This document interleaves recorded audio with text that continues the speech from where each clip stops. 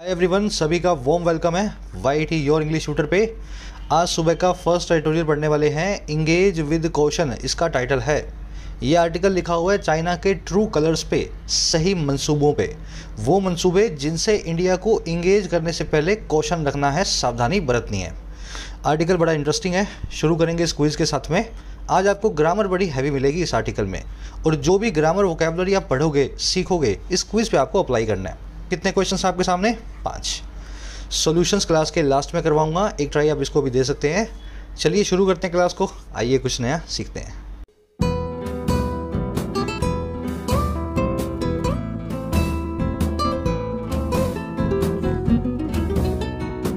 Alright, कह रहा है इंगेज विद कॉशन। देखिए, इंगेज विद का मतलब होता है किसी से बातचीत करना। अगर इसको देसी भाषा में समझे तो किसी को मुंह लगाना या किसी से मुंह लगना। और कॉशन का मतलब होता है सावधानी, यानी कि एहतियात। कह रहे जब चाइना से इंगेज विद करना हो, चाइना के मुंह लगना हो या चाइना को मुंह लगाना हो, तो इंडिया को कॉशन यानी एहतियात को बरतना चाहिए। चाइना के सही मंसूबे अब सबके सामने आ रहे हैं। अब ये कॉशन नाम के वर्ड को देख लेते हैं। इसका मतलब होता है सावधानी, एहतियात। इसको केयर, विजिलेंस या अटेंशन भी बोलते हैं। विजिलेंस वर्ड आप जानते होंगे। अब इस वर्ड के साथ एक प्रॉब्लम है, जब इसकी स्पेलिंग लिखोगे ना तो आप नेचुरली ऐसी स्पेलिंग लिखोगे, इसलिए ये वर्ड आपको स्पेलिंग एरर के क्वेश्चंस में मिलेगा। बीच में लगा क्या हो गया? अब ई, यहाँ पे लगता क्या है? ए। तो याद रखना, इस वर्ड में बीच में ए लगाना है, ई को नहीं लगाना। 2-3 बार लिख के देखोगे तो स्पेलिंग आपके दिमाग में बैठ जाएगी। चलो अब आगे बढ़ेंगे टाइटल पैराग्राफ की तरफ। देखें क्या कहना चाह रहा है। कह रहे the latest disengagement along the LAC is a welcome step, but the border crisis is not over. कह रहे जो सबसे नया, सबसे लेटेस्ट डिसएंगेजमेंट आया है। अब ये क्या होता है? इंगेज का मतलब मुंह लगना या लगाना, डिसएंगेजमेंट का मतलब है अब मुंह लगने से बचना। दोनों कंट्रीज़ की जो ट्रूप्स हैं, जो फौजी हैं, अपनी अपनी जगह पे पीछे आ रहे हैं, एक दूसरे से जो फेस ऑफ हो रहा था उसको ख़त्म कर रहे हैं। कह रहे जो सबसे नया सेपरेशन आया है फौजों का, डिसएंगेजमेंट आया है LAC के अलोंग। ये LAC है तो अलोंग मतलब साथ साथ, इधर भी फौजी हैं इंडियन, इधर फौजी हैं चाइनीज़। कह रहे ये डिसएंगेजमेंट जो है ना, सेपरेशन जो है फौजियों का, ये एक वेलकम स्टेप है, एक ऐसा मूव है जिसका सभी स्वागत करते हैं। कह रहे लेकिन बट जो बॉर्डर का क्राइसिस है अभी भी इज़ नॉट ओवर, वो अभी भी पूरा नहीं हुआ है। आ गई बात समझ में?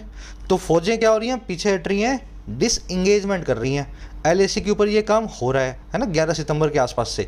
ये अच्छा स्टेप है, लेकिन बॉर्डर का क्राइसिस अभी भी बना हुआ है। आप आगे भी बॉर्डर के मुद्दे पे इंडिया और चाइना को एक दूसरे से लड़ते हुए देख सकते हो। चलिए, डिसएंगेजमेंट सब्जेक्ट है आपका, इज इसकी वर्ब है, क्राइसिस सब्जेक्ट है, इज इसकी वर्ब है। सब्जेक्ट वर्ब को पकड़ते जाओ, ग्रीन और पिंक कलर में सब्जेक्ट और वर्ब आपको मिलेंगे। चलो अब 2-3 चीज़ें फटाफट से देख लेते हैं। डिसएंगेजमेंट, इसको डिसएंटेंगलमेंट भी बोलते हैं। इंटेंगल करने का मतलब ये होता है किसी के साथ में उलझना। तो डिसएंटेंगलमेंट मतलब अब उलझने से बच रहे हो, सेपरेट हो रहे हो, डिटैच हो रहे हो एक दूसरे के साथ।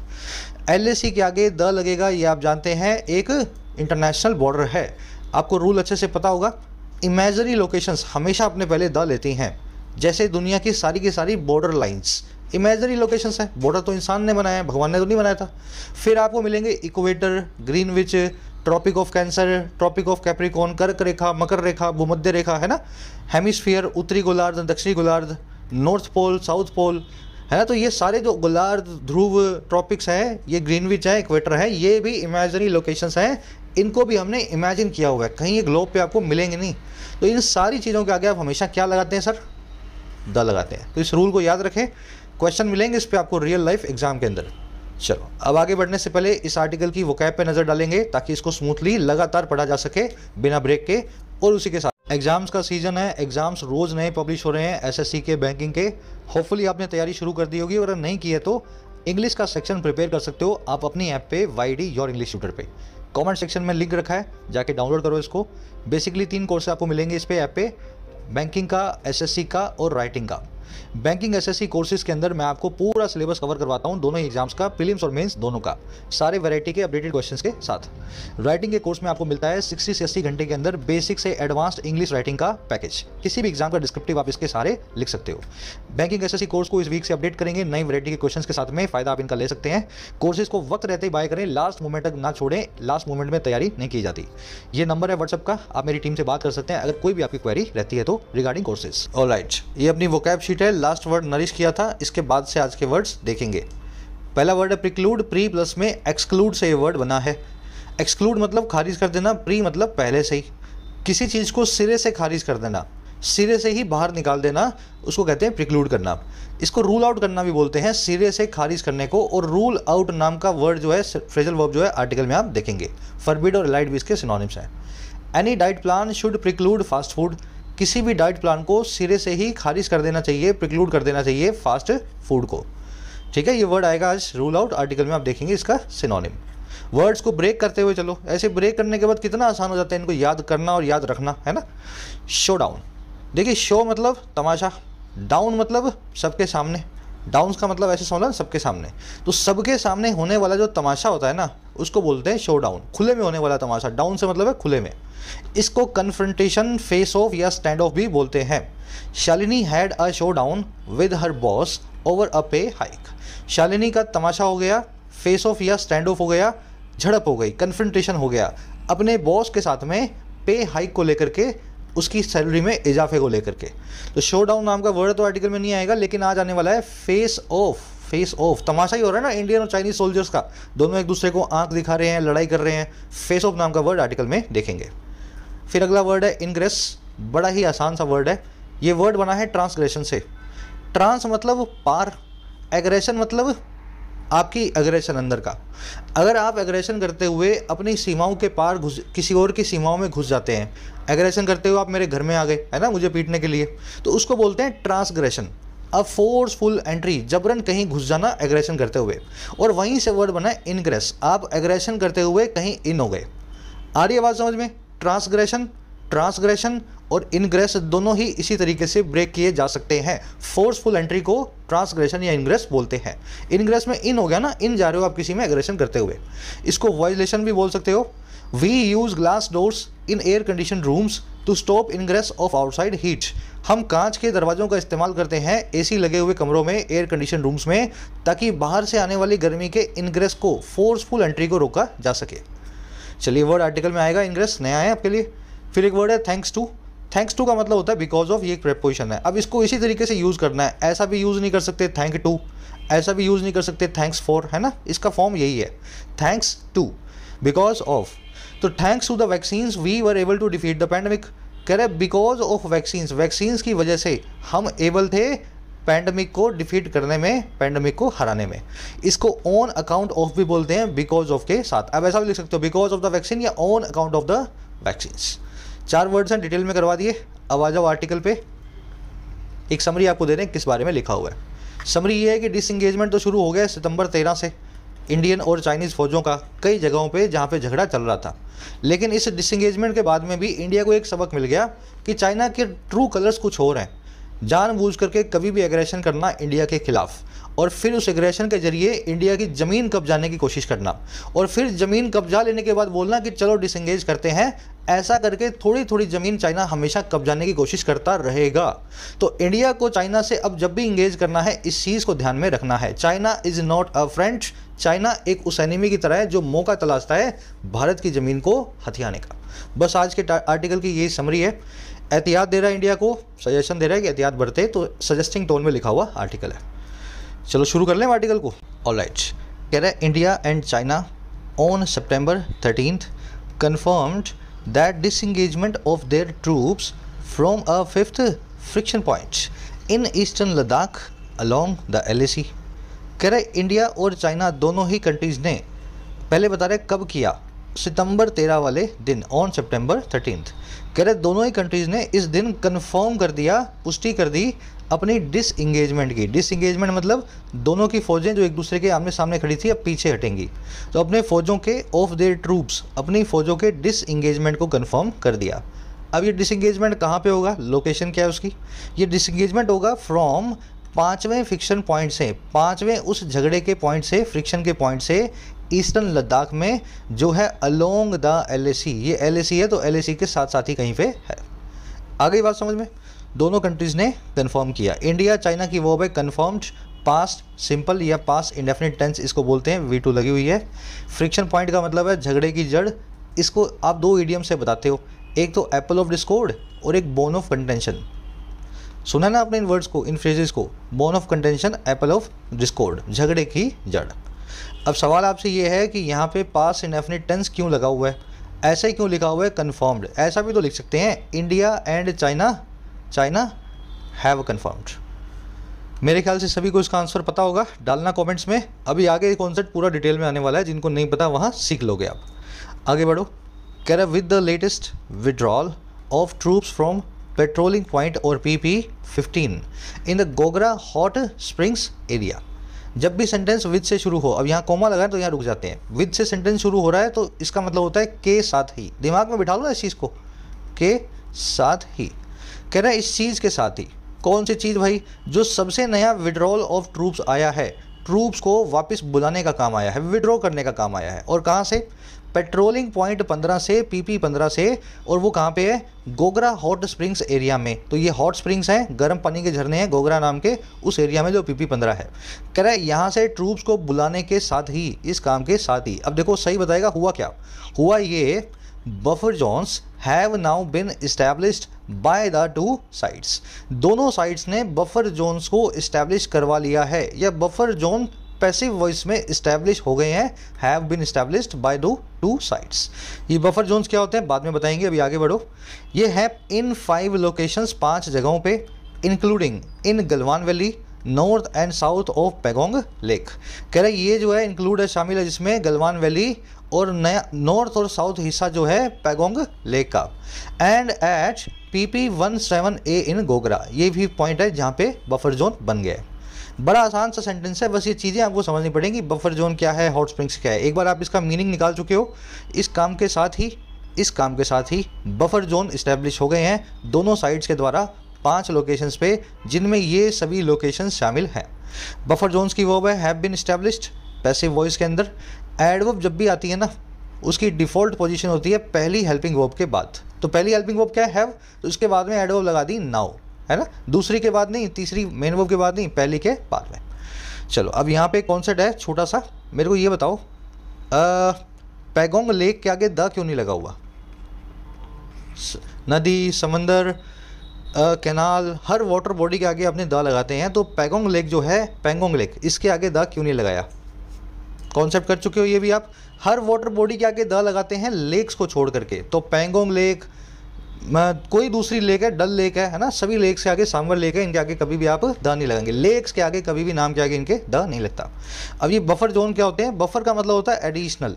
मान लीजिए ये बॉर्डर है, इस तरफ चाइना, इस तरफ इंडिया, बीच में तारबंदी है, लेकिन जब बफर जोन बनाए जाते हैं ना तो इस तरीके से बनते हैं, ये बॉर्डर है, इधर थोड़ा सा एरिया, इधर थोड़ा सा एरिया खाली रहेगा, ना आप यहाँ पे आओगे ना हम यहाँ पे आएंगे, 2-5 किलोमीटर का, फिर यहाँ से इंडिया और फिर यहाँ से चाइना। तो ये जोन जो है ना एडिशनल कुशन का काम करता है, थोड़ा पीस को बनाए रखता है। इस जोन में जो भी जाएगा उसको गोली मार दी जाएगी, कोई नहीं आएगा इस जोन में, है ना, जिसको बोलते हैं बफर जोन, एडिशनल जोन। समझ गए, बढ़े आगे। कह रहा the arrangements in 4 earlier established buffer zones have so far helped keep the peace over the past 2 years। अब वही बात कर रहा है, कह रहा है जो अरेंजमेंट्स हुई हैं पहले से इस्टेब्लिश्ड 4 बफर जोन्स में, इस 5 के अलावा, कह रहा है इन अरेंजमेंट्स ने इन सभी के सभी समझ गए ना अरेंजमेंट क्या होती है, इन्होंने सो फार अभी तक हेल्प किया है, मदद किया है। और किस काम को करने में भाई, कीप करने में, पीस को बनाए रखने में, शांति को। और कहाँ पे, पिछले 2 सालों के दौरान, ओवर द पास्ट 2 years। आगे बात समझ में, अरेंजमेंट्स की वर्ब है हैव हेल्प्ड। अब जो कॉन्सेप्ट मैंने आपसे ऊपर पूछा था कि V2 कब लगाना है और हैव प्लस में V3 कब लगेगा, उस कॉन्सेप्ट को फटाफट से देख लेते हैं। आप देख रहे हो यहाँ पे हैव V3 लगा हुआ है। चलो जी, कॉन्सेप्ट ये है कि प्रेजेंट परफेक्ट टेंस को कब कब लगाना है। अगर आपके पास कोई पास्ट का टाइम फ्रेम दिया गया हो, पास्ट का, मैं पहुंचा एग्जामिनेशन हॉल 2 बजे, तो 2 तो बज चुके पास्ट में, तभी इस बात को मैं बोल रहा हूँ। तो 2 बजे पहुंचा, कल पहुंचा, एक दिन पहले, 2 दिन पहले, लास्ट वीक, लास्ट मंथ, जब भी पास्ट का टाइम फ्रेम आ जाए तो कभी भी प्रेजेंट परफेक्ट टेंस नहीं लगेगा अगर टाइम फ्रेम पास्ट का दिया गया हो, ठीक है। तो इस केस में मैंने हैव रीच्ड लिखा है ना, ये गलत है। सेंटेंस में मुझे पास्ट इंडेफिनिट लगाना चाहिए और मुझे लिखना चाहिए I reached examination hall at 2 PM। पहला आपको फ़र्क समझ में आ गया दोनों के बीच में, है ना, कब आपको परफेक्ट और कब इंडेफिनिट को लगाना है। दूसरा केस, अगर आपके पास कोई पास्ट का टाइम दिया ही ना हो, कोई टाइम फ्रेम ही ना हो आपके पास, तब आप कौन सा टेंस लगाओगे? जैसे I reached the examination hall. देखिए इस केस में दोनों ही टेंस आ सकते हैं, प्रेजेंट परफेक्ट भी और प्रेजेंट जो है पास्ट इंडेफिनिट भी। आई हैव रीच्ड भी लिख सकता हूँ और आई रीच्ड भी लिख सकता हूँ, लेकिन प्रिफर किया जाएगा ये सेकंड वाला, ये वाला। अगर टाइम फ्रेम ना दिया हो तो दोनों ही सही हैं, कोई गलती नहीं है, लेकिन सेंटेंस इंप्रूवमेंट के क्वेश्चन में, ऐसे क्वेश्चंस के अंदर आप प्रेजेंट परफेक्ट टेंस को यूज़ करेंगे। अब देखो तीसरा केस, अगर आपको एक पीरियड दे दिया जाए और सिंस 4 लगा दिया जाए, स्पेशली 4 लगा दिया जाए, सिंस को भी नहीं 4 लगा दिया जाए, तो उस केस में भी आप प्रेजेंट परफेक्ट टेंस को यूज़ कर सकते हैं। जैसे आई हैव स्टडीड या have been studying for 6 hours, मैं 6 घंटे से पढ़ रहा हूँ। अब यहाँ पे इज स्टडिंग गलत हो जाएगा या आई एम स्टडिंग गलत हो जाएगा, ऐसा तो लिख ही नहीं सकते आप या तो लिखोगे प्रेजेंट परफेक्ट टेंस से हैव स्टडीड या लिखोगे परफेक्ट कंटिन्यूस से हैव बीन स्टडिंग। दोनों ही सही हैं, दोनों की अपने अपने मीनिंग है, ये आप बेसिक्स में कर चुके हो। प्रेजेंट परफेक्ट टेंस का इस केस में मीनिंग ये है कि आप काम की ड्यूरेशन पे जोर दे रहे हो, 6 घंटे से पढ़ रहा हूँ। और परफेक्ट कंटिन्यूस PPC का जो मीनिंग है वो ये है, आप काम पे जोर दे रहे हो, मैं 6 घंटे से पढ़ाई कर रहा हूँ, है ना। तो काम पे जोर देना तो ये, ड्यूरेशन पे जोर देना हो तो ये, दोनों ही सही है इस केस में सिंस 4 के साथ में। फिर आपके पास कुछ एडवर्ब्स हैं, इन एडवर्ब्स को देखते ही समझ जाना प्रेजेंट परफेक्ट टेंस या पास्ट परफेक्ट टेंस लगेगा सेंटेंस में। I did not reach the examination hall so far, मैं अभी तक एग्जामिनेशन हॉल नहीं पहुंचा था। तो मैं यहाँ पे पास्ट में, देखो पास्ट में सेंटेंस है ना, तो पास्ट परफेक्ट टेंस को लगा दूंगा, तो मैं लिखूंगा यहाँ पे I had not reached. Tense को चेंज नहीं कर रहा हूँ, पास्ट ही रख रहा हूँ, पर परफेक्ट को बना रहा हूँ, इंडेफिनिट को बना रहा हूँ परफेक्ट, क्योंकि मैंने लगा दिया यहाँ पे एडवर्ब सो फार। तो so far, yet, already, just, ever, never, recently, ये एडवर्ब्स अपने साथ में परफेक्ट टेंस को ट्रिगर करती हैं। ऑलरेडी के साथ में कंटिन्यूस टेंस भी आ जाता है, तो आपको मीनिंग देखना होगा कौन सा टेंस लगा हुआ है, ठीक है। वैसे ही I learn the French recently, मैंने अभी अभी फ्रेंच को सीखा है, रिसेंटली मैंने फ्रेंच को सीखा है, तो रिसेंटली देखा आपने, परफेक्ट टेंस लगेगा। तो मैं यहाँ लिखूंगा आई हैव या हैड लर्नड द फ्रेंच या फ्रेंच रिसेंटली। जो भी टेंस लगाओ प्रेजेंट पास्ट का मीनिंग के हिसाब से, लेकिन लगेगा परफेक्ट। रिसेंटली, नेवर, एवर अपने साथ में परफेक्ट टेंस को लेते हैं। तो ये आपका पूरा फॉर्मूला है, पूरा डिटेल में करवा दिया, स्क्रीनशॉट ले लो इसको, इसके बाहर क्वेश्चंस नहीं बनेंगे, ठीक है। चलो यहाँ भी वही हो रहा है, सो फार लगा हुआ तो हैव प्लस में वर्ब की थर्ड फॉर्म। बढ़ेगा आगे, कह रहे no patrolling is to be undertaken by either side in the buffer zones, comma. कह रहा है कोई पेट्रोलिंग जो है नहीं टेकन की जाएगी, अंडरटेक की जाएगी। अंडरटेक का मतलब होता है किसी काम को एग्जीक्यूट करना, और पेट्रोलिंग का मतलब होता है गश्ती। कोई गश्ती नहीं की जाएगी किसी भी साइड के द्वारा बफर जोन्स के अंदर। कह रहा है कोमा लगा, कह रहा है which have been established on territory claimed by both India and China. कह रहा है जिनको इस्टेब्लिश करवाया गया है उस टेरिटरी पे, उस ज़मीन पे जिस पे क्लेम है, दावा है दोनों का, इंडिया का और चाइना का। तो जहाँ पे झगड़ा है वहाँ पे बफर जोन बना दिया, ना तुम आओगे ना हम आएंगे, ना तुम गश्ती ना हमारी गश्ती। पेट्रोलिंग मतलब गश्ती, इसकी वर्ब है इज। गश्ती को वॉच भी बोलते हैं, गार्ड भी बोलते हैं। विच की वर्ब है have been established, again passive voice में, हैव बीन प्लस में वर्ब की थर्ड फॉर्म। विच का एंटीसीडेंट क्या है? विच का एंटीसीडेंट है बफर जोन्स, इसके लिए आया विच, तो जोन्स तो प्लूरल है, इसीलिए विच की वर्ब भी हैव बीन लिखा है प्लूरल में। अगर ये जोन लिखा होता, ये सिंगुलर होता, तो वर्ब होती हैज़, है ना। चलो, कह रहा the latest disengagement came just 3 days before PM Modi and Chinese president Xi Jinping are to attend Shanghai Corporation Organisation और SCO समिट इन उज्बेकिस्तान। कह रहे जो लेटेस्ट डिसएंगेजमेंट आई है, ये आई है जस्ट 3 दिन पहले, जस्ट 3 days बिफोर। और किससे पहले? इससे पहले कि PM मोदी और प्रेसिडेंट शी जिनपिंग वो अटेंड करने वाले हैं SCO नाम की इस समिट को उज्बेकिस्तान में, है ना, उज्बेकिस्तान के कैपिटल में। समझ में आ गया? अब ये सेंटेंस जो आप देख रहे हो, आर टू अटेंड, दोनों अटेंड करने वाले हैं। यहाँ पे आपने यूज़ किया, क्या किया हुआ है? आर प्लस में एक इन्फिनेटिव को।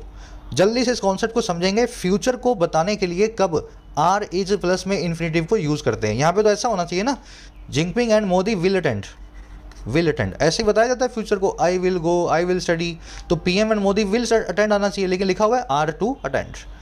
तो इसका रीज़न क्या है सर? इसके 4 रीजन्स हैं। फ्यूचर को 4 तरीके से बताया जा सकता है। एक तो जनरल तरीका है विल प्लस में वर्ब की बेस फॉर्म फ्यूचर इंडेफिनिट। दूसरा तरीका है फ्यूचर को प्रेजेंट कंटिन्यूअस टेंस से बताने का। तीसरा तरीका है प्रेजेंट इंडेफिनिट टेंस से बताने का। और चौथा है is, am, are, was, were plus में टू इन्फिनेटिव से बताने का। वॉज वर भी लग जाता है इसमें। यूज़ करके दिखा देता हूँ, सेंटेंस तभी समझोगे। I will go to Europe on a holiday this year. मैं यूरोप जाऊँगा एक छुट्टियों पे, हॉलीडे पे इस साल। तो ये तो था पहला तरीका विल गो। इसका मतलब है मैं जनरल तरीके से इस बात को आपको बता रहा हूँ, समझ गए ना। एक जनरल तरीका जो न्यूट्रल तरीका है फ्यूचर को बताने का वो यही होता है। अगर मैं ऐसा लिख दूँ आई विल गो की जगह आई या वी की जगह वी आर गोइंग, अब मैंने कंटिन्यूस टेंस को यूज़ कर लिया। ये एक इनफॉर्मल तरीका है किसी को बताने का। I am going to Europe on a holiday this year. अपने दोस्त को, अपने पड़ोसी को बताओगे तो आप ऐसा बोल सकते हो, I am going to a holiday to Europe on a holiday. ये आपका एक इनफॉर्मल तरीके से बताया जाने वाला सेंटेंस है। आप ऐसा भी कर सकते हो, वी आर गोइंग की जगह लिख सकते हो we go to Europe on a holiday this year. तो ये दिस ईयर से पता लग जाता है काम फ्यूचर में होने वाला है, इस साल कभी होगा। और ये सेंटेंस बता रहा है फॉर्मल तरीके से, ठीक है ना, बहुत ही फॉर्मल होकर के आप इस चीज़ को बता रहे हो। और एक लास्ट तरीका है वी। अब देखो वी के साथ में आएगा आर और आगे लगा दो इन्फिनेटिव, तो यहाँ लगा दो टू गो। ये सेंटेंस है, ये बता रहा है एक ऑफिशियल स्केड्यूल को। अगर आप कोई बहुत बड़े आदमी हो जिसकी न्यूज़पेपर में बात होती है, तो आप न्यूज़पेपर में इंटरव्यू देते टाइम बोल सकते हो we are to go Europe on a holiday this year. Official schedule के लिए किसी बड़े वीआईपी को हम is, am, are, was, were के साथ में टू इन्फिनेटिव यूज़ करते हैं। तो यहाँ भी यही हुआ है, ये बड़े बड़े लोग हैं जाएंगे उज्बेकिस्तान में, तो दे आर टू अटेंड, इस तरीके से सेंटेंस लिखा हुआ है। बढ़ेंगे आगे। अच्छा, एक सेंटेंस सभी को दे रहा हूँ मैं। President of India queen of England का फ्यूनरल अटेंड करने वाली है। इसको इन चारों में से किस तरीके से आप बनाओगे अपनी समझ के हिसाब से, इंग्लिश के अंदर सब लोग बनाने की कोशिश करें, ठीक है। चारों तरीके आपको बता दिए हैं, सही तरीके से इस सेंटेंस को फ्यूचर में कैसे लिखोगे डालना कमेंट्स में। जिनका सही होगा गलत होगा कमेंट्स में आपको बताऊंगा। आ जाओ नेक्स्ट जो है पैराग्राफ पे। कह रहा reflecting the current state of relations the two leaders have not directly spoken in more than 2.5 years। कह रहा रिफ्लेक्ट करते हुए, दिखाते हुए हाल की जो अवस्था है, जो स्टेट है, जो हालात हैं रिश्तों का, रिलेशंस का। हुआ क्या? कह रहा है जो दो लीडर्स हैं ये सीधे सीधे बात नहीं की इन्होंने, हैव नॉट डायरेक्टली स्पोकन, और कब, मोर देन 2.5 years से, पिछले 2.5 सालों से ज़्यादा से। तो ये बात ही नहीं करते हैं एक दूसरे से, डायरेक्टली बात नहीं करते हैं। कह रहा है an extraordinary situation for the world's two most populous countries. ये एक बड़ी अजीब सी, बड़ी ही एक्स्ट्रॉर्डनरी सिचुएशन है, बहुत ही नई तरह की सिचुएशन है दुनिया की सबसे ज़्यादा आबादी वाली पॉपुलस 2 कंट्रीज़ के लिए। 2.5 साल से दुनिया की सबसे ज़्यादा पॉपुलस कंट्रीज़ के सुप्रीम लीडर्स ने एक दूसरे से बात नहीं की है। लीडर्स की वर्ब है have not directly spoken. Reflecting का मतलब है इस चीज़ को रिफ्लेक्ट करते हुए, दिखाते हुए। ये है PPS से, जब ये बात नहीं कर रहे हैं ना तो ये इस चीज़ को दिखा रहे हैं, करंट स्टेट ऑफ रिलेशंस को। अच्छा, एक्स्ट्रॉर्डनरी मतलब विशेष, खास, स्पेशल। पॉपुलस का मतलब होता है पॉपुलेशन वाला, है ना, आबादी वाला। इस वर्ड को पॉपुलर से कनेक्ट कर लेना मत करना, मतलब पॉपुलर जो अलग वर्ड है उससे कन्फ्यूज़ मत करना। बना के दिखा देते हैं आपको। पॉपुलस मतलब full of population, full of population. जैसे Delhi is a populous city, Delhi जो है एक बहुत घनी आबादी वाली पॉपुलस सिटी है, पॉपुलेशन से भरी हुई है। और पॉपुलर का मतलब होता है फेमस, ठीक है। जैसे Amitabh Bachchan is a famous actor, Amitabh Bachchan एक मशहूर अभिनेता है। तो ये दोनों अलग अलग वर्ड्स हैं, इनको आपको कंफ्यूज नहीं करना है। चलो और आगे बढ़े। कह रहा whether they meet at the SEO summit. अब देखो यहाँ लग गया डैश और एक डैश लगा हुआ है यहाँ पे, इसको पढ़ लो, लेकिन आपको इसको बाद में सेंटेंस के अंदर अभी नहीं लेना है, इसको अलग कर देना है। 2 डैश लगे हुए ना, तो मैं इसको छोड़ के पढ़ूंगा। कह रहा है whether they meet at the SEO summit, अब ये बीच का छोड़ दो, और at the G20 in Indonesia this year, later this year, India will need to proceed with caution. कह रहा है हाँ या ना वो मिलते हैं या नहीं मिलते हैं SEO समिट के अंदर। अब ये बीच वाला पूरा खा जाओ, खा गए अपने इसको। या फिर वो मिलते हैं G20 में जो इंडोनेशिया में होगी इस साल के लास्ट में, लेटर दिस ईयर। कह रहा है कहीं भी वो मिले। कह रहा है इंडिया को ज़रूरत होगी, इंडिया विल नीड कि वो प्रोसीड विद करे, वो आगे बढ़े, कॉशन यानी एहतियात के साथ। क्यों बढ़े भाई? कह रहा है as it inevitably resumes high level engagement with China. कह रहा है क्योंकि ये इनएविटेबली रिज्यूम करेगा, ये जाने अनजाने, इनएविटेबली मतलब जिस चीज़ को टाला ना जा सके, जो होके रहेगी, क्योंकि ये रिज्यूम करने ही वाला है अपनी हाई लेवल इंगेजमेंट को, बड़े जो है लेवल पे इंगेजमेंट को चाइना के साथ में। तो दोनों समिट के अंदर या तो PM और प्रेसिडेंट मिलेंगे या फॉरेन मिनिस्टर्स मिलेंगे, तो इंगेजमेंट तो होनी होने वाली है, इस चीज़ को टाला नहीं जा सकता। अब बीच वाला ले लो, क्या कहना चाह रहा है? कह रहा है as of September 14 neither side had confirmed और रूल्ड आउट अ मीटिंग। कह रहा है सितंबर 14 के हिसाब से अगर देखा जाए तो दोनों में से कोई किसी भी साइड ने ना तो कंफर्म किया था ना खारिज किया था, प्रिक्लूड किया था किसी भी मीटिंग को। तो अभी कुछ नहीं पता, ना हाँ बोल रहे हैं ना बोल रहे हैं मिलेंगे या नहीं मिलेंगे। अब मेरे ख्याल से सेंटेंस आ गया होगा समझ में। दे की वर्ब है मीट, नीदर साइड की वर्ब दो हैं, एक है हैड कन्फर्म्ड और एक हैड रूल आउट, और लगा हुआ है, दोनों जुड़ी हुई हैं और से। रूल आउट का मतलब है खारिज करना। इंडिया की वर्ब है विल नीड्स, इट की वर्ब है रिज्यूम्स। रिज्यूम बता रहा है फ्यूचर के किसी एक्शन को, as it resumes, India resume करेगा, है ना। तो फ्यूचर का एक्शन बता रहा है इंडेफिनिट टेंस से, क्योंकि ऑफिशियल तरीके से बताया जा रहा है। इनएविटेबली, इनएस्केपेबली, अनएस्केपेबली, है ना, ये अनअवॉइडेबली सब एक दूसरे के सिनोनिम है। कह रहा है while the buffer zones may serve as a temporary measure to prevent a recurrence of clashes. The reality is that this is an arrangement that has been forced on China, India. अब ये आपको एक हकीकत बताएगा जो शायद आपको बुरी लग सकती है। कह रहा है जो बफर जोन्स है ना, जहाँ ये बफर जोन्स हैं, ये सर्व करेंगे एक टेम्परेरी मेजर के तौर पे, एक टेम्परेरी कदम के तौर पे, जो है प्रिवेंट करने का, रोकने का एक रीअकरेंस को। रीअकरेंस का मतलब है पुनरावृत्ति, किसी चीज़ का दोहराया जाना, रिटर्न होना। तो ये फिर से होने से रोकेंगे, रीअकरेंस को रोकेंगे, जो है क्लैशेस का, गलवान वाली जैसे। तो कह रहे हैं जहाँ पे ये अरेंजमेंट टेम्परेरी से हमने कर दी है, वहीं पर रियलिटी ये है कि ये एक ऐसी अरेंजमेंट है, दिस इज़ एन अरेंजमेंट जो that has been forced on India, जो इंडिया मजबूरन कर रहा है, जबरन कर रहा है। इंडिया के पक्ष में ये अरेंजमेंट नहीं है, इंडिया को इससे नुकसान ही होने वाला है। आगे बात समझ में। बफर जोन्स की वर्ब है मे सर्व, रियलिटी की वर्ब है इज, दिस की वर्ब है इज, दैट की वर्ब है हैज़ बीन फोर्स्ड ऑन। किसी पे कोई चीज़ फोर्स ऑन करोगे तो उस चीज़ को उस आदमी से आप जबरन करवा रहे हो। आगे बात समझ में। चलो, कह रहा है द मिलिट्री या Indian military by holding the line and showing its capacity to match China's deployments has been able to reverse China's multiple territorial ingresses of April 2020 in the 5 areas। अब ये बता रहे हैं इंडियन मिलिट्री ने किया क्या अभी तक। कह रहा है जो इंडियन मिलिट्री है ना, भारत की जो फौजें हैं, इन्होंने इस काम को करके, होल्ड द लाइन करके, होल्ड लाइन का मतलब होता है अपनी जगह से टस से मस ना होना, दुश्मन का सामना करे रखना, उसको रजिस्ट करना। तो कह रहा है इंडियन मिलिट्री ने दुश्मन को रजिस्ट करके और दिखा करके अपनी कैपेसिटी को, ताकत को, और किसकी, मैच करने की, बराबरी करने की, चाइना की डिप्लॉयमेंट की, चाइना की तैनाती की। चाइना 10,000 सोल्जर लगाता है तो इंडिया भी 10,000 सोल्जर सामने खड़े कर देता है। कह रहे इन दोनों कामों को करके भारत की जो मिलिट्री है ना, ये एबल रही है, इस काम को करने में सक्षम रही है। और क्या करने में, रिवर्स करने में, उल्टा करने में, यू टर्न मरवाने में चाइना के कई जगह जो टेरिटरी के इनग्रेस थे। अब इनग्रेस का मतलब याद है ना आपको, ट्रांसग्रेशन, इनग्रेस, कहीं घुस जाना। तो चाइना जो जबरन कहीं कहीं टेरिटरी को इनग्रेस करके बैठा था, उसको रिवर्स करवाने में मिलिट्री कामयाब रही है। और ये इनग्रेस थे अप्रैल 2020 के 5 एरियाज़ के अंदर। तो 5 जगह से भारत की मिलिट्री ने चाइना को खदेड़ा है, पीछे धकेला है। मिलिट्री की वर्ब है हैज़ बिन, ये काम होता आ रहा है, पास्ट में भी, जो प्रेजेंट में भी, तो परफेक्ट टेंस लगाया गया है। इनग्रेस का मतलब होता है ट्रांसग्रेशन, वायलेशन, कहीं ज़बरदस्ती एग्रेशन के साथ में घुस जाना। अब हुआ क्या इसके बाद, हुआ ये इसके बाद, कह रहे that has however come at the cost of India's ability to access patrolling points that it was reaching previously. कह रहा है ये जो चीज़ है ना, ये आई है इस कॉस्ट पे, इस कीमत पे। ये जो हमने ऊपर देखा ना कि चाइना को खदेड़ा, मारा, भगाया, ये सब का सब पे कीमत चुकानी पड़ी हमें। ये come as at the cost of हुआ है इंडिया की एबिलिटी के। इंडिया को ये कीमत चुकानी पड़ी अपनी एबिलिटी के साथ में, जो है एक्सेस करने की पेट्रोलिंग पॉइंट्स को। और वो पेट्रोलिंग पॉइंट्स जिसको ये रीच कर रहा था प्रीवियसली, जहाँ तक ये इंडिया जा रहा था। कह रहा which in the view of some military observers might have been China's game plan all along. कह रहे जो एक ऐसी चीज़ है जो नज़र में, व्यू में कई मिलिट्री ऑब्जर्वर्स के हो सकता है रही हो, माइट हैव बिन, चाइना का गेम प्लान शुरू से ही ऑल अलोंग। सेंटेंस लंबा है, इतना ही समझ लो, फिर आगे इसको बढ़ेंगे। तो इंडिया ने जो खदेड़ा, मारा, भगाया, ये सब इस कीमत पे आया कि अब इंडिया अपनी एबिलिटी खो चुका है कहीं कहीं पेट्रोलिंग करने की, जहाँ तक इंडिया किया करता था। अब वो बफर जोन बन गए हैं, ना चाइना जाता है ना इंडिया जाता है, तो हमारे हाथ से तो वो छिन गए ना वो एरियाज। तो कह रहा है ये जो है ना, इंडिया जहाँ पहुँच रहा था अब नहीं पहुँच सकता इस पूरे मामले की वजह से। कह रहे जो एक ऐसी चीज़ है मिलिट्री ऑब्जर्वर्स के हिसाब से, हो सकता है यही चाइना का प्लान भी रहा हो शुरू से, कि एक लास्ट में जब पीस होगी तो कुछ मिलिट्री के चेक पॉइंट्स इनसे छीन लेंगे, है ना। शुरू से ही ऑल अलोंग इनका ये प्लान चाइना का रहा हो। अब कैसे रहा हो, given the favourable logistics and terrain on the Chinese side, देखते हुए, गिवन देखते हुए, जो फेवरेबल लॉजिस्टिक्स हैं और टेरेन है, फेवरेबल इंफ्रास्ट्रक्चर है और एरिया है चाइना की तरफ, चाइनीज साइड में।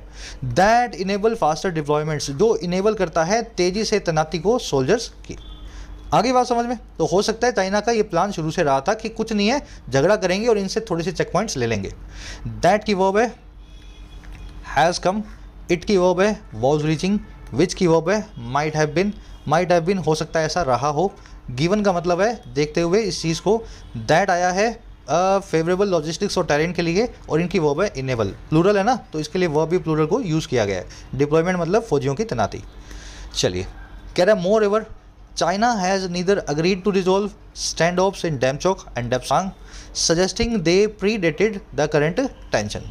कह रहे हैं इन सब चीज़ों के बाद में मोर ओवर का मतलब होता है जो बताया ना आपको, उसके बाद भी एडिशनल क्या। कह रहे हैं इन सब चीज़ों के बाद में चाइना ना तो अग्री हुआ है, तैयार हुआ है रिजॉल्व करने के लिए, सुलझाने के लिए स्टैंड ऑफ्स को, फेस ऑफ्स को, कन्फ्रंटेशन को, और कहाँ पे? डेमचोक और डेपसांग में। और कैसे हुआ है? ना ये हुआ है सजेस्ट करते हुए कि ये सब के सब प्रीडेट करते हैं। प्रीडेट करने का मतलब होता है पहले से आना। ये सब के सब पहले से एग्जिस्ट करते हैं हमारी इन करंट टेंशन्स के। चाइना कहता है ये टेंशन्स तो अब आई हैं, यहाँ तो पहले से ही हमारा जो है क्लेम बना हुआ है इन दोनों जगहों पे 1950-55 से ही। कह रहा ना तो इस चीज़ के लिए एग्री हुआ है और ना क्या हुआ है, कह रहा nor shown any intent to de-escalate, ना चाइना ने दिखाया है, शो किया है किसी भी इरादे को डी एस्केलेट करने का, सिचुएशन को नरम बनाने का, है ना। कह रहा है instead continuing to build forward infrastructure aimed at permanently housing a large number of troops closer to LAC। कह रहा है बजाय इसके कंटिन्यू करते हुए, जारी रखते हुए बिल्ड करने को, बनाने को फॉरवर्ड इंफ्रास्ट्रक्चर को। फॉरवर्ड इंफ्रास्ट्रक्चर मतलब बॉर्डर के बिल्कुल आसपास का, आगे का इंफ्रास्ट्रक्चर। जो इंफ्रास्ट्रक्चर एम्ड एट है, जो जिसका ऑब्जेक्टिव यही है कि परमानेंटली हाउस किया जाए, परमानेंटली बसाया जाए एक बहुत बड़ी मात्रा में फौजियों को LAC के नज़दीक, क्लोजर टू द LAC। देखो सेंटेंस बहुत लंबा है, देखो यहाँ से शुरू हो रहा है मोर ओवर से और यहाँ तक। एक बार इसको रिपीट करते हैं फिर स्ट्रक्चर को देखेंगे। कह रहे हैं इन सब चीज़ों के बाद चाइना ने दो कामों के लिए, चाइना दो काम नहीं कर रहा। कह रहा है ना तो चाइना नीदर, ना तो ये अग्री हुआ है कि यहाँ पे ये इन सारे के सारे स्टैंड ऑफ्स को जो है सुलझाएगा, और ये अग्री नहीं, ऐसे नहीं हुआ कि ये सजेस्ट करते हुए कह रहा है कि ये सब के सब पुराने हैं, आज के नहीं है, तो ये सुलझने का मामला तो बनता ही नहीं है। और दूसरा काम नोर लगा के बता रहा है, कह रहा है ना ही चाइना ने दिखाया किसी इरादे को कि ये डी एस्केलेट करेगा, सिचुएशन में तनाव को कम करेगा। और ये काम कैसे कर रहा है? बजाय इसके ये कंटिन्यू करते हुए कर रहा है, बिल्ड करते हुए फॉरवर्ड पोजीशंस को, इंफ्रास्ट्रक्चर को, जिसमें परमानेंटली बसाया जाएगा चाइना के फौजियों को। सेंटेंस समझ में आ गया? चाइना की वर्ब है हैज़ अग्रीड, पहली वर्ब। दूसरी वर्ब है हैज़ शॉन। दोनों वर्ब जुड़ी हुई हैं नीदर और नोर से। दे आया है डेपसांग और डेमचोक के स्टैंड ऑफ के लिए, दे की वर्ब है प्रीडेटेड। ठीक है, कंटिन्यूइंग यहाँ पे PPS है, सजेस्टिंग यहाँ पे PPS है, प्रेजेंट पार्टिसिपल लगे हुए हैं दोनों ही तरफ। चलो ये हैज़ है ना, इसको पिंक कलर दे देना गलती से इसको। चलो अब लास्ट सेंटेंस है, अब इंडिया के लिए थोड़ी सी नसीहत है। कह रहा है indeed signs are that both sides are in for a prolonged period of uncertainty. कह रहा है वास्तव में साइंस ऐसे हैं, निशान ऐसे हैं कि दोनों साइड्स इन फॉर है। इन फोर का मतलब है दोनों साइड्स तैयार हैं, दोनों साइड्स का फ्यूचर ऐसा दिखाई दे रहा है। और क्या फ्यूचर दिखाई दे रहा है तैयार? एक बहुत ही लंबा पीरियड अनसर्टेनिटी का, अनिश्चितता का ऑन द बॉर्डर्स, हमारे बॉर्डर्स पे। और क्यों हो रहा है? Thanks to China's decision to mobilise tens of thousands of troops in 2020 April. कह रहा है ये हो रहा है वजह से, because of, thanks to China के उस डिसीजन की वजह से जो है मोबिलाइज करने का, डिप्लॉय करने का, तैनात करने का दसियों हज़ार फौजियों को अप्रैल 2020 के अंदर। और कैसे? इन contravention of past border agreements, बिल्कुल उल्टा जाते हुए कॉन्ट्रावेंशन में, बिल्कुल अनलाइक पास्ट के जो बॉर्डर एग्रीमेंट्स हैं उनसे। तो अब यही सिचुएशन है कि सिचुएशन बड़ी अनसर्टेन बनी रहेगी, और ये सब हो रहा है चाइना के इस बेवकूफ़ी भरी हरकत की वजह से, सारे एग्रीमेंट्स को तोड़ करके अपनी फौजों को तैनात करने का। साइंस की वर्ब आर, बोथ साइड्स की वर्ब है are. When you are in for something, तो किसी चीज़ को आप फ्यूचर में देख रहे हो, वो होने वाली है आपके साथ। She is in for something, we are in for something, है ना। चलो इन कॉन्ट्रावेंशन मतलब बिल्कुल उल्टा जा करके। थैंक्स टू आप दिख चुके ना, बिकॉज ऑफ या ऑन अकाउंट ऑफ। कह रहे हैं unless Beijing reverses its recent and still unexplained moves to militarize the LAC and in the process undo the carefully constructed agreements। कह रहा है अनलेस, अगर ऐसा ना हो। ये तीन वर्ड्स हैं, अच्छे से आप जानते हो। अनलेस का मतलब है अगर ऐसा ना हो, अनटिल का मतलब है जब तक ऐसा ना हो, लेस का मतलब है कहीं ऐसा ना हो। तो कह रहे हैं अनलेस, अगर ऐसा ना हो। और कैसा ना हो भाई? अगर बीजिंग रिवर्स ना करे, उल्टा ना करे, और किसको? अपने हाल ही में आए हुए और अभी भी जो अनएक्सप्लेन्ड मूव्स हैं, ऐसी हरकतों को जो इसने हाल ही में की हैं 2 साल पहले और जिनकी अभी भी कोई सफाई नहीं है। और ये मूव्स किस चीज़ की हैं?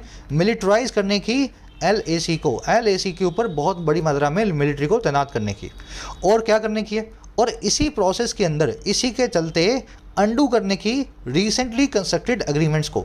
अंडू का मतलब है पानी फेरना, डू मतलब करना, अंडू का मतलब है उल्टा करना, तो पानी फेरना, इसी प्रोसेस के अंदर सभी के सभी ध्यान से बनाए गए एग्रीमेंट्स को। कह रहा है अगर बीजिंग इसको रिजर्व नहीं करता ना, जब तक ऐसा ना हो तब तक क्या होगा? कह रहा है ये agreements that held the keep the peace for 40 years, जिन्होंने मदद किया था पीस को बनाए रखने में 40 सालों तक।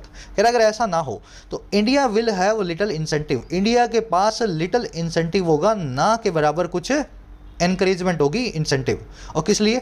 To consider a return to relation, consider करने की पुराने रिश्तों की तरफ रिटर्न को। समझ में आया?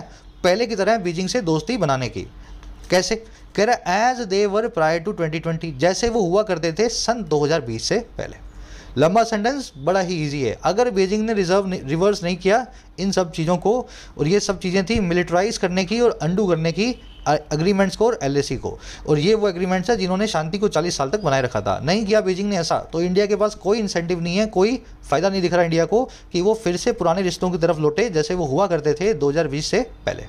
बीजिंग की वो बाय रिवर्सिस, डैट की वो बाय हेल्ड, इंडिया की वो बाय विल हैव, अच्छा दे की वो बाय वर।